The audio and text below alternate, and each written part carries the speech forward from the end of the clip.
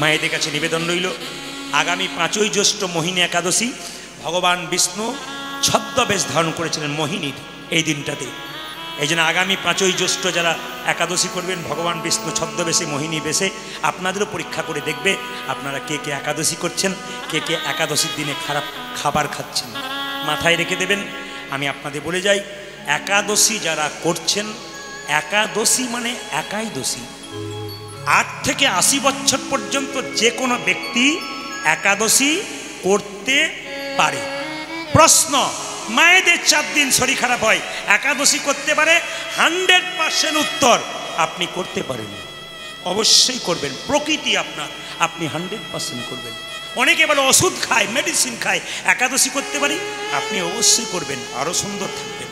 Medical science বলছে আপনার যে প্রতিদিন যে মেশিন শরীরে, এই মেশিন তো চালু রয়েছে। যেমন সপ্তাহে যারা চাকরি করে কোম্পানিতে মেশিন চালু থাকে, একদিন ছুটি থাকে রেস্ট, সেরকম একদিন রেস্ট দিতে হয় আমাদের পেটটাকে 15 দিন পর পর। আপনার শরীর ভালো থাকবে, আরও চাঙ্গা স্ট্রং হবে আপনার বডি ফিটনেস, যদি আপনি ফাস্টিং করতে পারেন, উপবাস করতে পারেন। বিরাট বড় মাহাত্ম্য আছে। এমনি মহাজনরা এমনি করে নাই, খুব ভাবনা চিন্তা করেছে, ঋষিরা রিসার্চ করে করে বের করেছে এগুলো আমাদের মঙ্গলের জন্যে। আমরা ওদের পথ না ধরে আমরা পাশ্চাত্য শিক্ষা গ্রহণ করে উল্টো পথ ধরেছি, রোগের বাসা করে নিচ্ছে আমাদের দেহটাকে। এ তো আমাদের জন্যে করছেন, আপনারা করতে পারছেন না। একটা মুসলিম সমাজে বাচ্চা থেকে বুড়ো পর্যন্ত রোজা রাখছে, আমাদের লজ্জার ব্যাপার একটা 17 বছরের ছেলে একাদশী করতে পারে না। কেন? সে নাকি দোকানে না খেলে ভালো থাকতে পারে না। তার ছেলে বলে এখন থেকে নিরামিষ খাবে, দুর্বল হয়ে যাবে। বিরাট কোহলির কথা বলবেন, আমি একটু বললাম ও দুর্বল হয়ে গেছে 6 মাসে, বলবেন রোহিত শর্মা 6 মাসে দুর্বল হয়ে গেছে। হ্যাঁ, আইজাক নিউটন, এই যিনি আইনস্টাইন, তিনি নিরামিষ খেতেন, তিনি দুর্বল হয়ে গেছেন।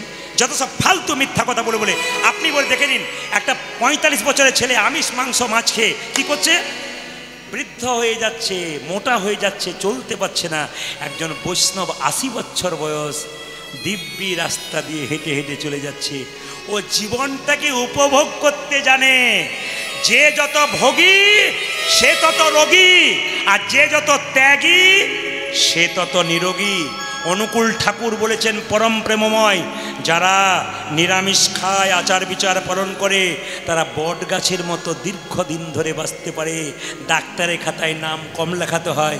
যারা আমিষ খায় কলা গাছের মতো ধীরে ধীরে বাড়ে আর হুড় হুড় করে পড়ে। খাবারেই যত গণ্ডগোল, জোরে বলুন হ্যাঁ না না, খাবারে যত গণ্ডগোল। আমি একটা প্রমাণ দিয়ে দিই, ছোট্ট প্রমাণ। আচ্ছা বলুন তো, আপনি এখান থেকে আমেরিকা গেলেন, ছাগলটাকে নিয়ে গেলেন, তা আমেরিকাতে গিয়ে আমি খাবো পিৎজা নাকি ওদের খাবার খাবো? ছাগলটা কি খাবে জোরে বলুন?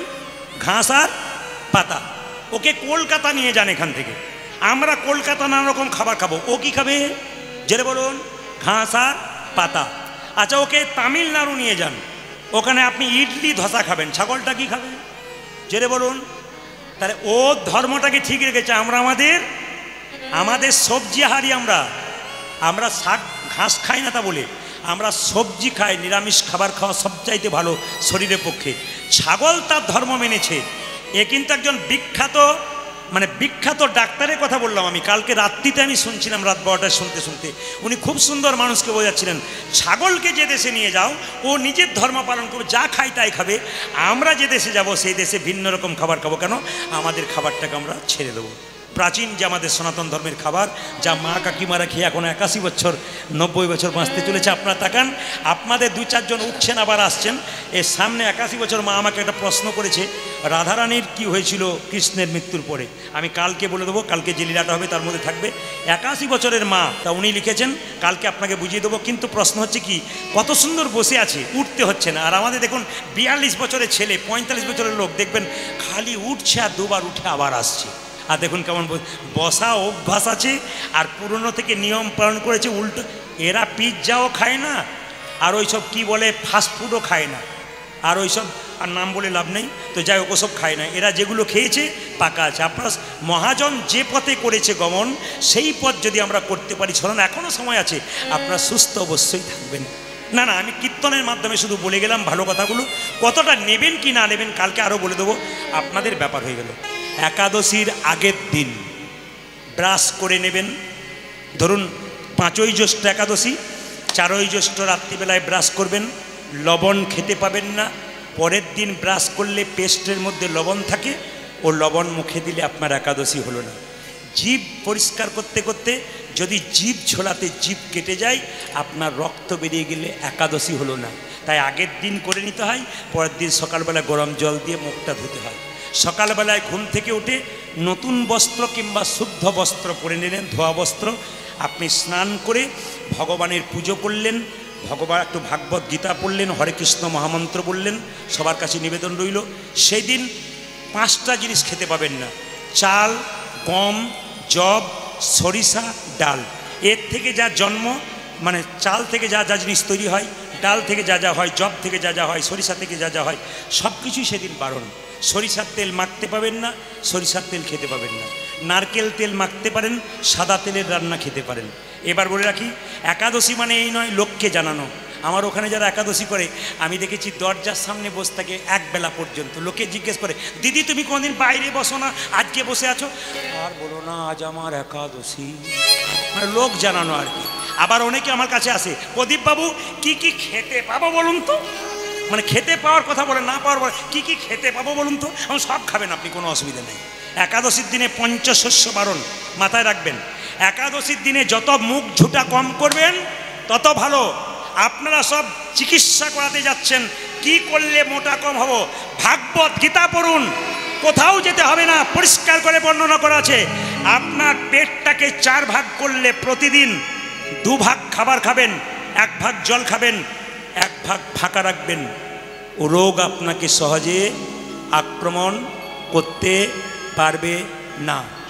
যেদিন একাদশী 1 ভাগ খাবার খাবেন, 1 ভাগ জল খাবেন, 2 ভাগ ফাঁকা রাখবেন। যত মুখ ঝুটা কমবেন কম তত ভালো। সেদিন একাদশী মানে এই নয়। সেদিন কি প্রার্থনা করবেন মায়েরা? মাথায় রাখবেন, সেদিন প্রার্থনা করবেন, ভালো কথা শুনবো, খারাপ কথা শুনবো না, খারাপ কথা বলবো না, খারাপ জিনিস দেখবো না, এই প্রতিজ্ঞা করবেন। তবে বলে রাখি, একাদশীর মাহাত্ম্য শুনে রাখুন মায়েরা, যে যেখানে বসে আছেন। একাদশী কিন্তু 8 থেকে 80 বছর করতে পারেন। বাড়িতে কেউ মরে গেলে, জন্মাশয় হলে আপনারা একাদশী করতে পারেন, অসুবিধা নেই। যেদিন শ্রাদ্ধের দিন সেই দিনটা বাদ দিয়ে আপনি প্রতিবারই একাদশী করতে পারেন। সবাই আপনাদের কাছে নিবেদন রইল, যে নির্জলা করে সেটাকে বলা হয় কি? উত্তম একাদশী। আর যদি ফলমূল খান অসুবিধা নেই। আপনি সবজি খান, কাঁচা কুমড়ো, কাঁচা পেঁপে, আলু দিয়ে সবজি খাবেন, সন্দক লবণ দেবেন, এই লবণ দেবেন না, সাদা তেল দেবেন, ঘি দেবেন, রান্না করে খাবেন আপনারা, অসুবিধা নেই। একাদশীর দিনে ভগবানকে আপনি যখন ডাকবেন তখন ভগবান আপনাকে মাঝে মাঝে ধাক্কা মারবে। একথা সবাই শুনে রাখুন মায়েরা, ভগবানকে যে ডাকে ভগবান তাকে মাঝে মাঝে ধাক্কা মারে। এই দিকে তাকাবেন, খুব দামি কথাগুলো একবারে। আপনি যখন সোনা বিক্রি করবেন দোকানে, তখন স্বর্ণকার পরীক্ষা করে দেখবে এর মধ্যে কতটা সোনা আছে, কতটা খাদ আছে। আবার অনেকে বলে, আমরা ভগবানকে ডাকি, আমাদের এত কষ্ট কেন? যে পড়াশুনো করে তাকেই পরীক্ষা দিতে হয়, যে পড়াশুনো করে না তাকে পরীক্ষা দিতে হয় না। তবে যে পড়াশুনো করে পরীক্ষা দিলে তার উন্নতি হয়, সাংসারিক, দৈহিক, মানসিক। কিন্তু যে করে না সে রাখাল বাগালি রয়ে যায়। এই দিকে তাকাবেন, যারা আমাকে প্রশ্ন করে, প্রদীপবাবু যে হরিনাম করে তার এত কষ্ট, ঘর ভেঙে জল পড়ছে, ছেলের অসুখ করছে, খালি কষ্ট হচ্ছে। আর যারা হরিনাম করে না দিব্যি বুক ফুলিয়ে বেড়াচ্ছে, আপনার কিছু মনে করবেন না। সমাজে এমন কিছু লোক আছে রাস্তাতে গুন্ডামি করছে, মস্তানি করছে, আপনার টাকা কেড়ে নিচ্ছে, আপনাকে ঠকাচ্ছে। কিন্তু মনে রাখবেন, আপনারা অনেকে প্রশ্ন করে, প্রদীপবাবু এদের কিছু হচ্ছে না কেন? এরা বুক ফুলিয়ে বেড়াচ্ছে আর আমার তিলক মালা নিয়ে ঘুরে বেড়াচ্ছি, আমাদের তো কষ্ট কেন? না না, আমি বলি নাই, শাস্ত্র বলছে। জন্মের সময় মানুষের কাছে ভগবান 2টো কলসি দেয়, একটি পাপের, একটা পুণ্যের। যারা মস্তানি করছে, লোক ঠকাচ্ছে, দিব্যি রাস্তায় গুন্ডামি করছে, পকেট ঝেড়ে নিচ্ছে লোকের, জেনে নেবেন আপনি, মাথায় রাখবেন পাক্কা কথা, এদের পাপের কলসি এখনো পূর্ণ হয় নাই। যেদিন পূর্ণ হবে, দুর্যোধনের মতো রাস্তায় ভিক্ষা করে করে বেড়াবে। আপনাকে কিছু করতে হবে না, আপনি ওয়েট করুন, অপেক্ষা করুন, আপনি দেখবেন। আর যারা কষ্ট পাচ্ছেন তাদের পুণ্যের কলসিটা এখনো পূর্ণ হয় নাই। পরমানন্দের কৃপায় যেদিন পুণ্যটা পূর্ণ হবে, সেদিন ভগবানের চরণ আপনারা লাভ করবেন। এই জন্য যারা কীর্তন শুনছেন আজকে রাত জেগে, তারা অপেক্ষা করুন, ভগবানের কৃপা কিন্তু আপনাদের জন্য অপেক্ষা করছে। আপনি শুধু তৈরি থাকুন, সময়ের ব্যবধান। এই জন্য মাথায় রাখবেন যে যেখানে বসে আছেন মায়েরা, ধৈর্য যার ভগবান তার, ধৈর্য যার নাই ভগবান তার নাই। আমাদের দেখবেন বড় বড় কথা বলতে শেখায়, কীরকম? বাবা কীর্তন শুনতে সে 1 ঘন্টা থাকে না, আর ছেলেকে বলে ধৈর্য ধরে পড়। তোর একবারে ধৈর্য নাই, তোর বাবার যে ধৈর্য নাই সেটা দেখলো না। হরিনামে বাবার ধৈর্য নাই, ভালোমতি নাই, আর ছেলেকে বলছে ধৈর্য ধরে পড়। এ গুরু মিলে লাখে লাখে, শিষ্য মিলে এক। উপদেশ, আপনি যদি হরিনাম শুনবেন ধৈর্য ধরে, আপনি বাড়িতে ধৈর্য ধরে কাজ করবেন, তবে তা আপনার ছেলে আপনার কাছ থেকে শিখবে। এপিজে আব্দুল কালাম যিনি রাষ্ট্রপতি ছিলেন, তিনি আমাদের শিখিয়ে দিয়ে গেছেন, একটা মা হলো 100টা স্কুলের সমান, একটা বাবা হলো 100টা শিক্ষকের সমান। মায়ের কাছ থেকে বাচ্চা শেখে আচার, আর বাবার কাছ থেকে বাচ্চা শেখে বিচার। এখানে যতগুলো বাবা কীর্তন শুনছেন, তারা ভালো বাবা হবেন, তো আপনি অপেক্ষা করবেন ভালো সন্তান আমার হতে চলেছে। মায়েরা ভালো হবেন, আপনার সন্তান ভালো হবে। বাঘিনী যখন বাচ্চাদের সাঁতার শেখায়, আগে বাচ্চাগুলো জলে নামে না, বাঘিনী নেমে যায়। বাচ্চাগুলো মনে মনে ভাবে, মা যদি নেমে যায় আমাদের চিন্তা কি, চর আমরা পেছন পেছন নামবো। মা যদি ভক্তির পথে নামে, ছেলেও ভক্তির পথে নামবে। আপনি ভজন করবেন না, আপনার ছেলের কাছে ভালো ফল আশা করবেন কি করে? এই জন্য বারবার নিবেদন রইল, হরিচরণে মতি রাখুন, আপনার ছেলের কৃপা হবে, আপনার সংসারের মঙ্গল হবে। তবে হ্যাঁ, শুনে রাখুন, হিন্দু ধর্ম, অন্যান্য ধর্মে আপনি সবাই লক্ষ্য করুন, একজন মুসলিম ছেলে প্রতিদিন মসজিদে যায়, লজ্জার ব্যাপার, একটা হিন্দু ছেলে মন্দিরের পাশ দিয়ে 10 বার পেরিয়ে যায়, প্রণাম করে না। আমি আমার সামনে দেখেছি, আমার স্কুলে 10 জন শিক্ষক, তার মধ্যে 3 জন মুসলিম শিক্ষক, 7 জন হিন্দু শিক্ষক। 3 জন শুক্রবার দিন মসজিদে নামাজ পড়তে যায়, পাশের গ্রামে আবার ক্লাসটা মেকআপ করে দেয় তারা। আর লজ্জার ব্যাপার, কিছু হিন্দু শিক্ষক আছে মন্দিরের পাশ দিয়ে 5 বার প্রায় একবার প্রণাম পর্যন্ত করে। দুঃখ আমাদের এই জায়গাতে। সনাতন ধর্ম সনাতন ধর্ম করে চিৎকার করলে হবে কি? আমরাই তো রক্ষা করতে পারছি না। ওদের একটা ছেলে রোজা করব বলে, 5 বছরের ছেলে মাকে বলছে আমি রোজা করব, ওর মা মাথায় হাত দিয়ে বলছে আল্লাহ তোর বরকত করুক, তুই কর। আর আমাদের সব চাইতে লজ্জার ব্যাপার, যেদিন একাদশী করেন ফল জল সব কিছু খেতে পান, ছেলে যদি বলে মা একাদশী করবো, চুপ কর, এখন থেকে বুড়ো, আমি পাকা মেয়ে হয়ে গেছে, সেই বুড়ো হবি তখন করবি। না না, হাসি নয়, এটা তো আমাদের লজ্জা, এটা তো আমাদের হাসি নয়, আমাদের গা ফিরতি, আমরা তো করতে পারছি না। এগুলো তো আমাদের অবজ্ঞা, এগুলো জানতে হবে যে আমরা কি তৈরি করে গেলাম। কিছু মনে করবেন না, বাচ্চা সকালবেলায় পিঠে 5 কেজি 25 কেজি ব্যাগটা দেবার আগে ছেলেকে এই কথা শেখান, মন্দিরে প্রণাম করে আয়, দাদু ঠাকুমাকে প্রণাম কর, আমাকে তোর বাবাকে প্রণাম কর। প্রতিদিন বাচ্চাকে ওটা শেখান। আপনি বাড়িতে থাকবেন না, কোনো লোক যদি বাড়িতে আসে না, ছেলেটা ছুটে গিয়ে তাকে প্রণাম করবে, আপনাকে সেই লোকটা বলবে আপনার ছেলে না খুব ভালো, বলে কেন? আমি ঢুকেছি, আমার প্রণাম করেছে। তার মানে কি? আপনি রত্নগর্ভ, আপনি শিক্ষা দিয়েছেন, আপনার গর্বে বুক ভরে যাবে না, আমার ছেলে প্রণাম করেছে। এটা আপনি চান না আমার ছেলে বাবু হয়ে কোট পরে টাকা রোজগার করার মেশিন তৈরি হোক? আপনি অবশ্যই চাইবেন ছেলে চাকরি পাবে, রোজগার করবে, ইঞ্জিনিয়ার ডাক্তার হবে, অবশ্যই চাই আমরা, কিন্তু তার সঙ্গে বিবেক জন্মাতে হবে। তবে কৃষ্ণ ভক্ত সন্তান হলে বিবেক জন্মাবে, ভবিষ্যতে আপনাকে দেখবে। আর আপনি যদি কৃষ্ণ ভক্ত সন্তান তৈরি করতে না পারেন, ভবিষ্যতে আপনাকে কেউ দেখবে না। তাই বারবার বলবো, এখনও যদি ভালো চান, বারবার আমি আপনাদের কাছে নিবেদন রইল, বাড়ি বাড়ি কৃষ্ণ ভক্ত সন্তান তৈরি করুন, আপনার মনে আনন্দ হবে। অর্জুনকে কৃষ্ণ বলেছেন, যার ভাগ্য ভালো তার বাড়িতে লক্ষ্মী যায়, মানে মেয়েরা যায়। না না, খারাপ বলে ছেলে যায় তা নয়, ছেলেও দরকার।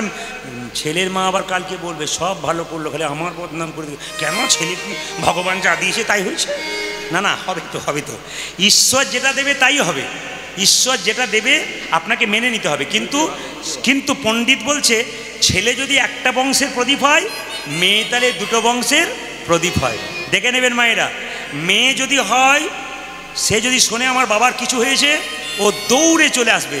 আর ছেলে যদি বাইরে থাকে, যদি বলে আমার বাবার কিছু হয়েছে, ও দৌড়াতে চেষ্টা করবে, পেছন থেকে একজন টান মারবে। যাবে ভেবে যাবে, আগে দেখো বড় জনা মেজো জনা গেছে কিনা, তারপর যাবে। তার আগে নয়, আগে দেখি। তোমার তো সব কিছুতে হুঁচুক, আগে চলে যাবে কেন? না না, আপনাদের দিকে করে না, আমাদের দিকে করে বলে বললাম আর কি। যেটা বলুন, রাধা রানী কি, শ্যাম সুন্দর কি, মদন মোহন কি। ছেলে যদি একটা বংশের প্রদীপ, মেয়েরা হলো দুটো বংশের প্রদীপ। আমি একটা কথা আপনাদের বলে যাই, মা আসতে মাকে যেমন সম্মান দেবেন, স্ত্রীকে সেই সম্মানটা দেবেন। সবার কাছে নিবেদন, একজন বিখ্যাত পণ্ডিতের উক্তি, আমি যতগুলো বলি সব বড় বড় পণ্ডিতের কথা। মাকে যেমন সম্মান দেবেন, আপনার স্ত্রীকে তদ্রূপ সমান সম্মান দেবেন। কেন? একজন একজন একজন রক্তের বাণ বন্যা বয়ে দিয়ে আপনাকে পৃথিবী দেখিয়েছে, আর একজন আত্মীয় স্বজন বাবা মাকে ছেড়ে আপনার পাশে চিরকাল এসেছে। এই দুজনকে সমান জায়গায় রাখুন, দেখবেন উঁচু জায়গায় থাকবেন। মায়েদেরকে কোনোদিন অবমাননা করতে নাই। একটা ছোট্ট কথা বলে যাই, মেয়েদের চুলের মুঠি ধরে কোনো পুরুষ আঘাত করবেন না। তার প্রমাণ কি? আমি বলি নাই, শাস্ত্র বলেছে। রাবণ সীতার চুলের মুঠি ধরেছিল, ধ্বংস হয়ে গেছিল, শাস্ত্র বলছে। দৈবকী চুলের মুঠি ধরেছিল, কংস শেষ হয়ে গেছিল। আর কে? দুর্যোধন, যুধিষ্ঠির, দুর্যোধন কার চুলের মুঠি ধরেছিল? দ্রৌপদীর, শেষ হয়ে গেছিল। তাই বারবার নিবেদন রাখবো, মেয়েদেরকে চুলের মুঠি ধরে কেউ যদি আঘাত করে কোনো পুরুষ, আসরে দাঁড়িয়ে বলে গেলাম, সেই পুরুষ জীবনে দাঁড়াতে পারবে না। যদি দাঁড়ায়, তার পড়ার পড়বেই সে। রাজা কংস পড়ে গেল, তুমি তো কোন দূরের কথা। দুর্যোধন পড়ে গেল, তুমি তো দূরের কথা। রাবণ এত বড় প্রতাপশালী রাজা, সে পড়ে গেল, তুমি তো কোন দূরের কথা। বারবার নিবেদন রইল, সংসারে কিছু কর্ম আছে, স্বামী স্ত্রী একসঙ্গে থাকবে, একটু তো ঝগড়া ঝঞ্ঝট হতেই পারে। দুটো হাঁড়ি পাশাপাশি থাকলে ঠোকাঠুকি লাগবেই। কিন্তু একটা কথা মাথায় রাখবেন মা, স্বামী স্ত্রীতে ঝগড়া হবে না, দুটো কাজ একসঙ্গে করবেন। কি? ভোজন আর ভজন। স্বামী যদি তিনটে আসে, তাকে দিয়ে ভোজন করবেন, আর সন্ধ্যাবেলায় বসে বসে একসঙ্গে মন্দিরে ভজন করবেন। ভোজন আর ভজন। আর যাদের বেশি ঝগড়া হয়, তাদের এক কাজ করবেন, স্ত্রী হবেন বোবা, স্বামী হবে কালা, তার নাই কোনো জ্বালা। যার স্ত্রী বোবা, যার স্বামী কালা, তার কোনো জ্বালা নাই, ঝগড়াই নাই। এই রকম হয়ে গেলে আর কিছু চায় না। দাদারা বলছেন, বলুন, ওইটাই বোঝান, ওইটাই বোঝান। দাদারা বলছে আর কি, ওইটাই ভালো করে বোঝান, আমরা অনেক বুঝিয়েছি। না না, আমাকেও বোঝাতে হয়। সবাই রাধা রানী কি, শ্যাম সুন্দর কি, মদন মোহন কি। তবে একটা কথা আপনাদের বলে দিয়ে যাই, যে যেখানে বসে আছেন, সবচাইতে গন্ডগোল করেছে আমাদের হাতের স্লেটগুলো। স্লেট ছোট ছোট স্লেট। না না, আপনি তুলুন, অসুবিধা নেই। মানে এইটা হাতে নিয়ে আসে আর এইটা হাতে নিয়ে যায়। মোবাইলটা হচ্ছে ফোমো রোগ, ফোমো, FOMO, ফোমো। তার মানে কি মায়েরা, একটু 5 মিনিট মোবাইল ছাড়া হয়ে গেলে, কোথায় গেল মোবাইলটা, কোথায় গেল মোবাইল। একটু 5 মিনিট, ছেলে হারিয়ে গেছে ওইদিকে নজর নেই, মোবাইল হারিয়ে গেছে ওইদিকে নজর আছে। আর একটা কথা আপনাদের বলে যাই, কীর্তনের শুরুতে, বাচ্চাদের হাতে মোবাইল দেবেন না। প্রমাণ দেখে নিন, প্রমাণ। একটা বাচ্চাকে তার মা বলছে, আমাকে বলছে, ছেলেকে মোবাইল না দিলে বাচ্চা খাই না। আসলে বলুন তো মায়েরা, একদিকে কার্টুন দেখে, একদিকে খায়। সে খায় না গেলে, জোরে বলুন, খায় না গেলে। একদিকে মোবাইল দেখদিকে খাবে, তাহলে গিলবে। গিললে হজম হয় না বদ হজম হয়? জোরে বলুন, বদ হজম হয়।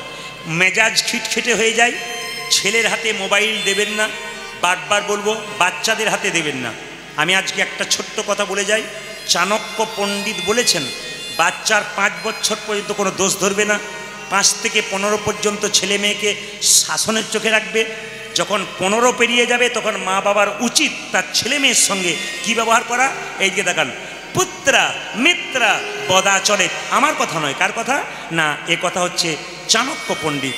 16 বছর পেরিয়ে গেলে বাবা মা তার সঙ্গে বন্ধুর মতো ব্যবহার করবে।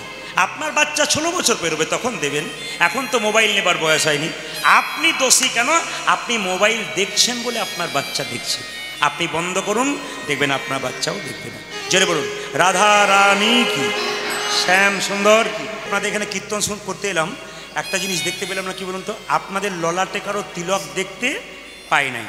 2-4 জনের তাও খুঁজে দেখলাম, পাই নাই। তো আপনাদের, হ্যাঁ, 1-8 জন পেয়েছি। এক একজন মাকে পেয়েছি। তা কিছু মনে করবেন না, তিলক কেন নেবেন আগে জেনে নিন, তারপর আপনি নেবেন কি না নেবেন আপনার ব্যাপার। তিলক নেওয়া মানে কি মা? আস্তে, তিলকে যে দুটো দাগ আছে তাকাবেন, ডান দিকের দাগটা হলো ব্রহ্মা, বাঁ দিকের দাগটা হলো মহেশ্বর, আর মাঝখানে ফাঁকা জায়গাটা হলো, জোরে বলুন কি? মাঝখানে ফাঁকা জায়গাটা, তিলকের ডান দিকটা হলো ব্রহ্মা, মাঝ দিকটা হলো কি? মহেশ্বর, আর মাঝখানে জায়গাটা কি? বিষ্ণু। আচ্ছা, এটাকে ভগবানের চরণ চিহ্ন বলে। আচ্ছা মায়েরা বলুন তো, সত্যি যদি আপনাদের কপালে ভগবানের চরণ চিহ্ন থাকে, তা ভগবানের চরণ চিহ্ন যার কপালে আছে তার আবার চিন্তার কি আছে? আমাদের সবচেয়ে দুঃখের ব্যাপার, আমরা ভগবানের চরণ চিহ্ন আমাদের কপালে রাখতে পারি না। এদিকে ভগবানের চরণ পাবার জন্য ছুটে যাই, কিন্তু না, তার একটা কারণ আছে। আপনাদের এখানে করে কিনা জানেন, আমাদের ওখানে কোনো মেয়ে যদি তিলক নেয় না, তা পাশের বাড়ির লোকটা বলে, বাবা রে হারাধনের বইয়ের কি ঢং দিদি, এ ভগবান বোধহয় আগে পেয়ে যাবে গো। না না, আপনাদেরও এই ব্যাপারটা আছে, আমি বুঝতে পারছি, তাছাড়া হাসি দেখেই তো বুঝে নেবো পার্টি।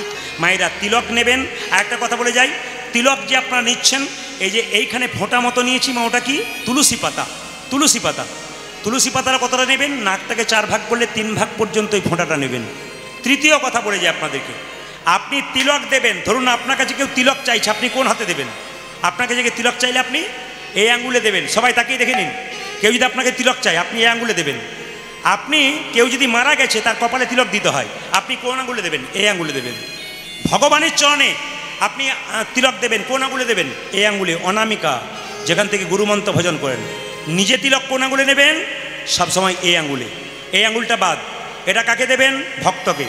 এটা কাকে দেবেন? মৃত ব্যক্তির কপালে। এটা কাকে দেবেন? নিজের কপালে। এটা কাকে দেবেন? ভগবান বিষ্ণুকে এবং গুরুচরণে দেবেন। এ সংসারে কেউ কারো, জোরে বলুন, আরো জোরে বলুন, কেউ কারো না। তবে একটা কথা আপনাদের বলে যাই, যে যেখানে বসে আছেন মন দিয়ে দামি কথা শুনুন, আমার কীর্তনটা একটু বাস্তবের সঙ্গে মিল আছে, একটু মেনে নেবেন। রাত্রিবেলায় ফেসবুক হোয়াটসঅ্যাপ করছেন অনেকে, একবারে রাত 3টে পর্যন্ত ঘুম নাই, সকাল 9টা ছাড়া বিছানা ছাড়েন আমাদের ছেলে মেয়েরা, না কি বলছেন? ছাড়ছে না। এ বড় দোষের জায়গায় পড়ে গেছে, বিরাট রোগ কিন্তু।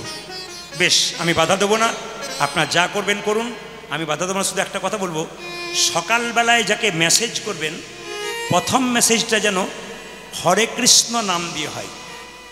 কাউকে ফোন করবেন, ওই যে বলেছি হাই হ্যালো ছড়ো, হরে কৃষ্ণ বলো, নো টেনশন নো ড্রামা, কি বলো? হরে কৃষ্ণ হরে রামা। যখন কাউকে ফোন করবেন, হরে কৃষ্ণ রাধে রাধে হরে কৃষ্ণ। পাশের জন যদি বলে কবে থেকে কৃষ্ণ হরি, বলে আজ থেকে বললাম, তুইও চালু করে দে, দেখবেন বলতে বলতে একদিন বলবে। আমি শুধু আপনাদের বলতে চাই, আপনারা মেসেজ করবেন কিন্তু ঠিক জায়গায় করবেন।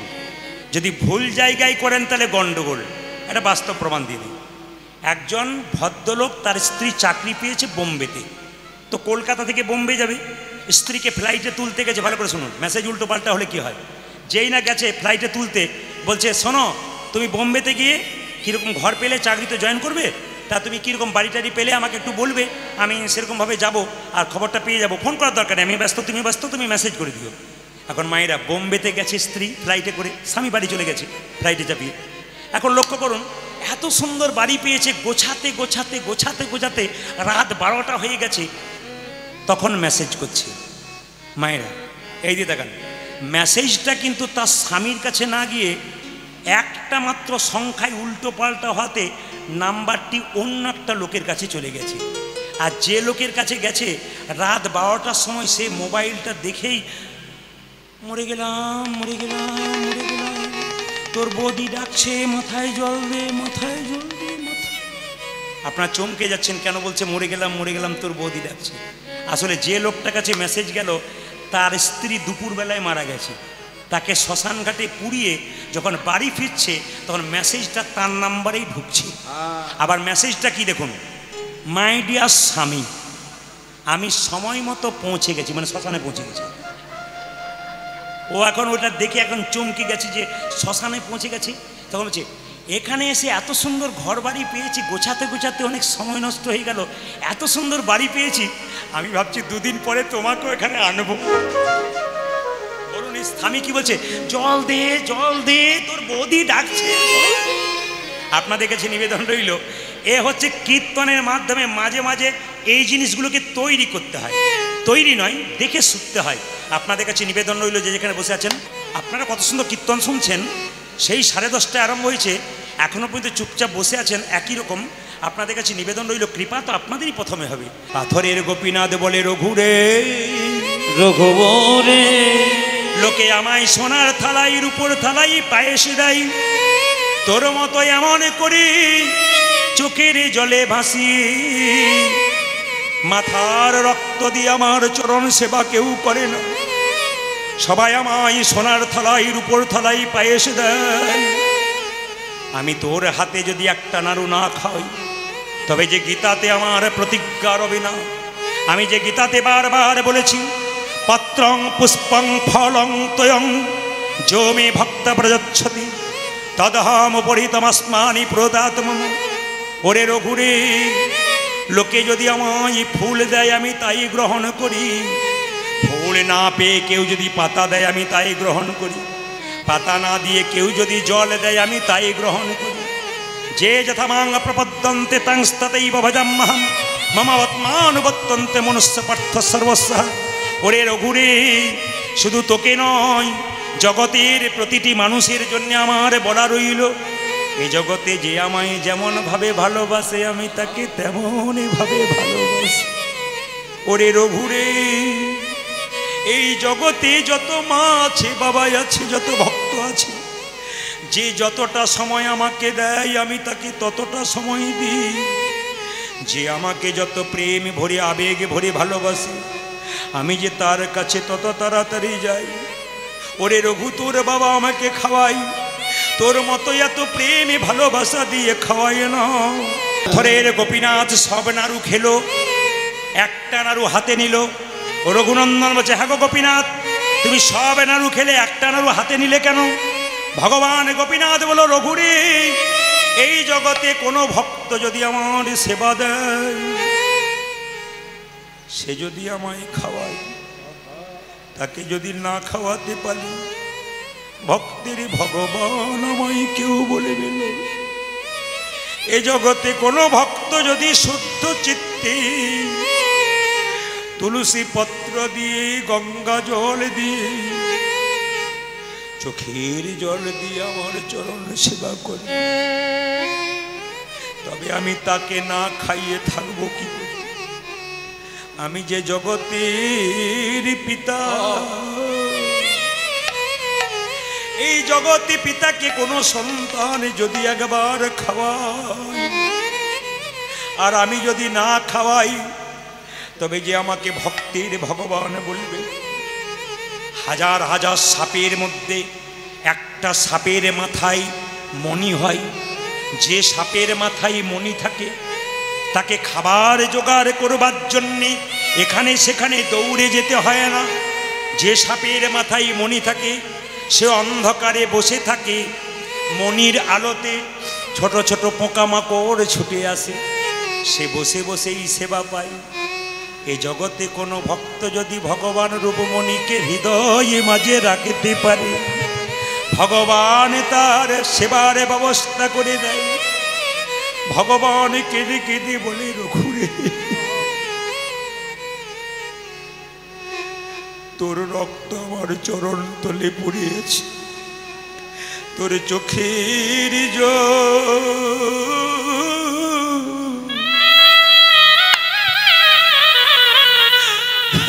তোর চোখের জল আমার চরণ ধুইয়ে দিতে পার। দেখুন কীর্তন কেমন জিনিস দেখুন। অনেক জায়গায় মানুষ বলে কীর্তন অর্ধেক শেষ হওয়ার পর অর্ধেক লোক চলে যায়।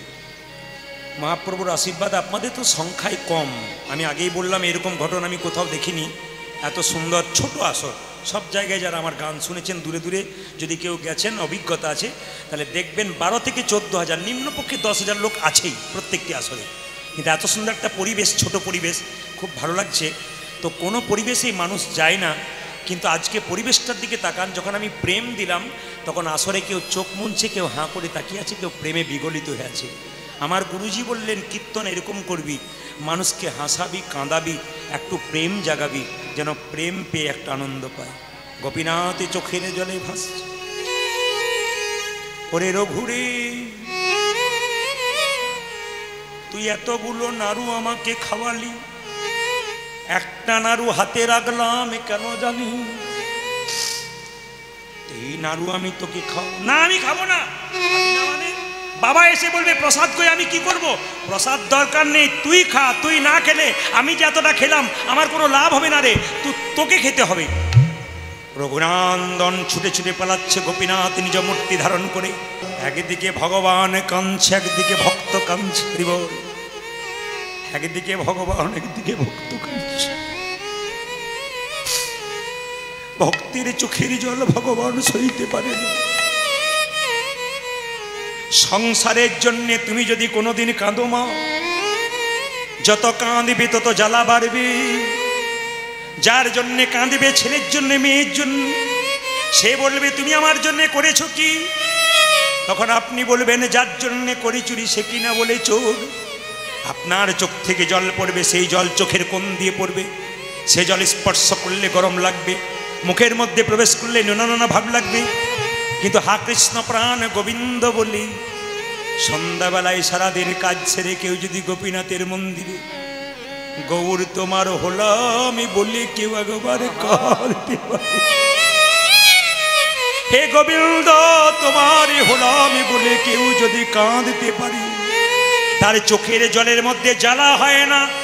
চোখের জল চোখের মাঝ দিয়ে পড়ে, সে জল গরম হয় না, শীতল হয়। সে জল স্পর্শ করলে গরম লাগে না, মুখের মধ্যে প্রবেশ করলে মিষ্টি মিষ্টি ভাব লাগে। তুমি যে সব নাড়ু খেয়ে নিয়ে আমি কি করবো? যা তোর মায়ের কাছে যা, নাড়ু নিয়ে। দরজাটা বন্ধ করে ছোট্ট রঘুনন্দন, ও মা, মা, ও মা, কি হয়েছে রে? আজকে জানো গোপীনাথ সব নাড়ু খেয়ে নিয়েছে। মা বলছে আমি তো বুঝতে পারছি কে খেয়েছে, তুই খেয়ে নিয়েছিস। গোপীনাথ নাড়ু খাই, পাথর গোপীনাথ। মা জানো বাবা বলেছে ভক্ত প্রহ্লাদেতে খেয়েছে, ধ্রুবরাতে খেয়েছো, আমাতে খাবে না কেন? আরে বাবা ওটা তোকে সান্ত্বনা দিয়েছে, নাড়ু নিয়ে যা, নাড়ু নিয়ে যাক থালা, নইলে দেখবি তোর বাবা তোকে বকাবকি করবে, মিথ্যেবাদী বলবে। ছেলে সেই মায়ের কাছ থেকে আবার এক থালা নাড়ু নিয়ে মন্দিরে প্রবেশ করছে। যখনই প্রবেশ করছে তার বাবা চিকিৎসা করে বাড়িতে ঢুকছে। সকালে তোকে পুজো করতে বলেছি, একবেলা পেরিয়ে গেলে এখনই নাড়ু নিয়ে যাচ্ছিস, আচ্ছা ছেলে তো তুই। বাবা জানো আজকে গোপীনাথ সব নাড়ু খেয়ে নিয়েছে। সব নাড়ু খেয়ে নিয়েছে? বলে হ্যাঁ। মিথ্যেবাদী কথাকার, পাথর গোপীর নাড়ু খায়? বাবা তুমি তো আমায় বলে গেলে ভক্ত প্রহ্লাদ হাতে খেয়েছে, ধুয়ে হাতে খেয়েছে। ওরে ওটা মিথ্যা করে বললাম, তুই যাতে পুজো করিস। তুই দেখাতে পারবি? হ্যাঁ বাবা দেখাতে পারবো, ভগবান নাড়ু খাচ্ছে।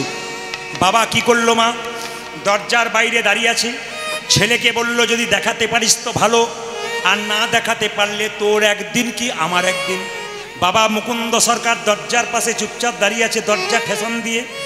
ভেতরে ছোট্ট রঘুনন্দন গোপীনাথকে নাড়ু খাওয়াতে গিয়ে বলছে, গোপীনাথ এতক্ষণ এত নাড়ু খেলি, এখনো যদি একটা নাড়ু না খাও বাবার কাছে আমি মিথ্যাবাদী হয়ে যাব। বাবা আমাকে মিথ্যা কলঙ্কের বোঝা দেবে। আমি জানি গোপীনাথ যে তোমায় ভজন করে তাকে কলঙ্কের বোঝা নিতে হয়। রাধারানী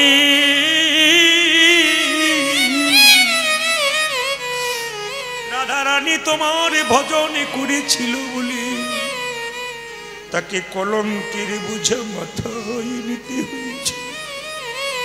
আমায় আমায় আমায় আমায়ও কলঙ্কের বোঝা নিতে হবে। ছোট্ট রঘুনন্দন বলছে, গোপীনাথ নাড়ু খাও, নাড়ু খাও।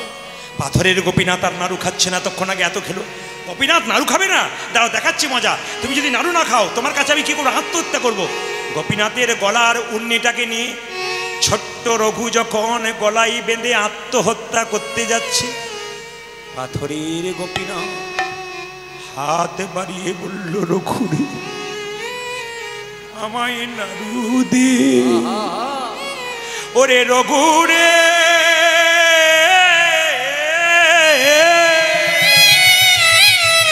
আমায় নাড়ু দে। পাথরের গোপীনাথ মনে মনে ভাবে, যদি তোর হাতে আমি নাড়ু না খাই, তুই যদি আমার মন্দিরে আত্মহত্যা করিস, বিপদকালে ভক্তকে ভগবান যদি না রক্ষা করে, তবে বিপদ বারণ মধুসূদন নামে আমার কলঙ্ক হবে। তাই হাত দুটি ধরে বলল, নাড়ু দে, নাড়ু দে, নাড়ু। ভক্ত যেমন কাঁদছে, ভগবান পাগল হয়ে গেছে, এই ফিরে আয়, নাড়ু দে, নাড়ু দে, নাড়ু দে, নাড়ু। বাবা যখন দেখলো কে বললো নাড়ু দে, নাড়ু দে, গোপীনাথ নাড়ু খাইয়েছে, এই রঘুনন্দন নাড়ুটা দিয়েছে, গোপীনাথ অর্ধেকটা খেয়েছে, বাবা দরজাটা খুলে দিয়েছে, হঠাৎ করে যাই না খুলেছে, চমকে উঠলো, রঘু, রঘু, এখনই কে বললো নাড়ু দে? বাবা, গোপীনাথ বলেছে নাড়ু দে। এ আমি যে দেখতে পাচ্ছি গোপীনাথের হাতে পাথরের নাড়ু। হ্যাঁ গো বাবা, গোপীনাথ আসল নাড়ু খাচ্ছিল, তুমি যখন এলে না অর্ধেকটা পাথরের হয়ে গেল। এ তোর গোপীনাথকে বল, আমি তো ভজন করতে পারলাম না, তুই পেরেছিস। অর্ধেকটা পাথরের নাড়ু আমি দেখছি কেন, তুই আসল নাড়ু দেখছিস কেন? বাবা আমি দেখছি আসল নাড়ু, তুমি অর্ধেকটা নাড়ু দেখছো। ওগো গোপীনাথ, বাবা দেখছে পাথরের নাড়ু, আমি দেখছি আসল নাড়ু। কেন দেখছি? আকাশবাণী করে গোপীনাথ বলল, রঘুরে, এই জগতে মানুষের যখন জন্ম হয় তখন দুটো চোখ হয়, একটা ডান চোখ, একটা বাম চোখ। গুরুদেবের কাছে মন্ত্র নিয়ে আর একটা চোখ হয়, ওই চোখটার নাম জ্ঞান চক্ষু। তোর যে নয়নের জ্ঞান নয়নের উন্মিলন হয়েছে, তোর বাবার এখনো হয় নাই। তুই তোর হাতটা তোর বাবার মাথায় দে, দেখতে পাবে নাড়ু খাচ্ছি। ওরে রঘুরে, এ জগতে শাস্ত্রে সব জায়গাতে সবাই জানে পিতার পুণ্যে পুত্রের উদয় হয়, কিন্তু মায়ের যদি রত্নগর্ভা হয়, বাবা যদি ভালো হয়, কৃষ্ণ ভক্ত সন্তানে জন্ম দিলে কি হয় জানিস? পুত্রের পুণ্যে পিতার উদয় হয়। আমার বংশে কেউ কৃষ্ণ ভজন করত না, আমি যে বংশে বাস করতাম আমার বংশে কেউ কৃষ্ণ নাম করত না। আমার বাবা হসপিটালে ডাক্তার ছিল, উনি বলেছিলেন কীর্তন করা তোকে চলবে না, কীর্তন করা বড় খারাপ। বলে কেন বাবা? বলে এই জন্যে রে, কীর্তনে কোনো ভবিষ্যৎ নেই।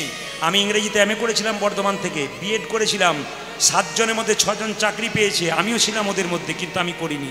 বাবা আমাকে খুব বকেছিল, বলে তুই জীবনটাকে ব্যর্থ করে দিলি। কিন্তু যখন আমি কৃষ্ণ ভক্ত হয়ে গেলাম, প্রচুর ডাক আসতে লাগলো কীর্তনের, তখন আমাকে বাবা বলল, নিশ্চয়ই তুই কিছু ভালো করিস, নইলে এত লোকের আগমন হবে কেন? শেষ বয়সে বাবা তুলসীর মালা নিয়েছিল, ডাক্তার মানুষ নিরামিষ খেতে শুরু করেছিল, এবং আমাকে বলতো একটা রামায়ণের কাহিনী বলতো, বলতে বলতে কোনো ভুল হলে বলতো, এইখানে ভুল বলে দিলি, ভাষা ঠিক হলো না, ভাষা ঠিক করো আগে, তুমি কাঁদবে তবে ভক্ত কাঁদবে, তুমি না কাঁদলে। আমার বাবা তোমার কি পরিবর্তন? সাদিতে সাদিতে যাবে, যে যত সাধন করবে তার তত লাভ আছে। 7 জন বন্ধুর মধ্যে 6 জন চাকরি পেয়েছে, তারা আমাকে ফোন করে বলে, আমরা তো সরকারি চাকরি করলাম, তুই কি করলি? আমি তাদেরকে বলি, তোরা তো সরকারি চাকর হলি, আর আমি এমন একজনের চাকর হলাম যে এত এত সাধুগুরু বৈষ্ণবের আশীর্বাদ মাথায়। আজকে তারা আমাকে ফোন করে করে বলে, প্রদীপ আমি তো একটা স্কুলের শিক্ষক হলাম, আর তুই জেলায় জেলায় রাজ্যে রাজ্যে দেশের বাইরে মানুষকে বোঝাচ্ছিস, তুই তো বড় শিক্ষক হয়ে গেলি। আমার বাবা আশীর্বাদ করে গেছিল, মাও চলে গেছেন, আশীর্বাদ করেছেন। প্রদীপ আমি বুঝতে পেরেছি গোবিন্দের কৃপা তোর ওপর হয়েছে। এবং আমার বাবা প্রতিদিন আমাদের বাড়িতে মায়ের মন্দির আছে, মায়ের কাছে সবসময় প্রার্থনা করতেন। মা, আমার বাবা প্রতিদিন স্নান করে বলতেন, আমার প্রদীপকে যেন দেশের মানুষ চিনতে পারে। এ কথা আমার বাবা প্রতিদিন আমাদের মায়ের মন্দিরে বলতো। আমি দাঁড়িয়ে দাঁড়িয়ে বাবার পরে আমি প্রণাম করতে যেতাম, বাবা আগে যেত, বাবা খালি কেঁদে কেঁদে ওই কথা বলতো। আমার এত বড় একজন মানে ওষুধের মানে কি নিয়ে থাকতো, চিকিৎসা নিয়ে থাকতো, সেই ব্যক্তি কাঞ্চার মাকে বলছে, মা তোমার মধ্যে আমি সব দেখতে পাই, আমার ছেলেকে যেন বিশ্বের মানুষ চিনতে পারে।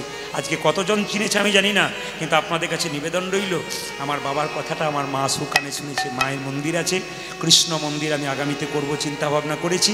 আপনাদের কাছে নিবেদন রইল, সবাই মিলে হাততালি দিয়ে রঘুনন্দন গাইছে। কি গাইছে? পথ চলিতে, তালি দিয়ে, পথ চলিতে আর বলিতে, পথ চলিতে ধ্বনি আরে বলিতে, পথ চলিতে আর বলিতে, পথ চলিতে আজ বলিতে, একবার গাহ কৃষ্ণ নাম,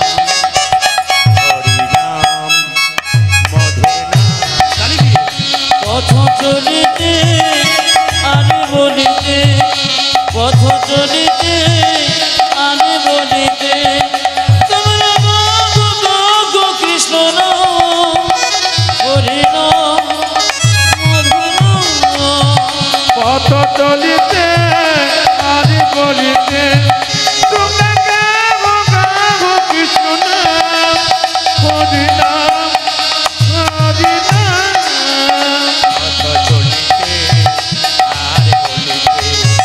পথ চলিতে আরে বলিতে শানে মুখে আধার রাত্রি, তুমি যে গোপী পাযাত্রী। আজ শানে মুখিয়া ঘরে রাত্রি তুমি যে পথ যাত্রী শানে মুখে আধার রাত্রি, তুমি যে গোপথ যাত্রী। আজ ধন মুখে আধার রাত্রি তুমি জগ পথ যাতে। একবার গাহো গাহো হরি নাম মধুর নাম বলো ধরি। পথ চলিতে আরে বলিতে পথ চলিতে আরে বলিতে তোমার গো কৃষ্ণ নাম হরি নাম হরি নাম পথ চলিতে আজ বলিতে পথ চলিতে আজ বলিতে পথ চলিতে আজ বলিতে। রাধারানী কি, শ্যাম সুন্দর কি, মদন মোহন কি, হরিবাসর কি।